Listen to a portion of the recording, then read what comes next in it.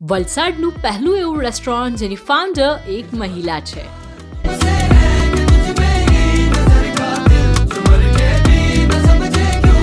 વલસાડમાં આ પારનેરા હિલના એક્ઝેક્ટ સામે આવેલું છે. ઇફ તમે નેશનલ હાઈવે 48 થી પસાર થતા હોય તો તમને આ રસ્તામાં જ મળી જશે. અહીંયા તમને ફાઇન ડાઇનિંગનો એક્સપિરિયન્સ કરવા મળશે. બહાર અહીંયા ઘડી ગાર્ડન લોન પણ છે. ત્યાં તમે તમારી પાર્ટીઝ અને સેલિબ્રેશન્સ અરેન્જ કરાવી શકો છો. Birthday party, anniversary, kitty party જેવા સેલિબ્રેશન્સ પણ કરી શકો છો. અહીંયાની એક સ્પેશિયાલિટી છે, એ છે સિઝલર્સ. તો મેં અહીંયા ઘડી સિઝલર્સ ટ્રાય કરી હતી અને યસ, અહીંયાનું ટેસ્ટ બહુ જ મસ્ત છે. ઓલ્સો તમને અહીંયા ઘડી ચાઇનીઝ અને પંજાબી ફૂડ પણ મળી જશે. પંજાબી ફૂડમાં તમને પંજાબી સબ્જી એકદમ અલગ વેરાયટીઝની મળશે જે તમે કશે બીજે નહીં ટેસ્ટ કરી હોય. બધી જ સબ્જીનું પ્રેઝન્ટેશન એકદમ યુનિક છે. ઇન્ડિયન બ્રેડ્સમાં વાત કરીએ તો અહીંયા ઘડી તમને નાન, કુલચા, તંદૂરી રોટી, સાદી ચપાતી જેવી વેરાયટીઝ મળી જશે.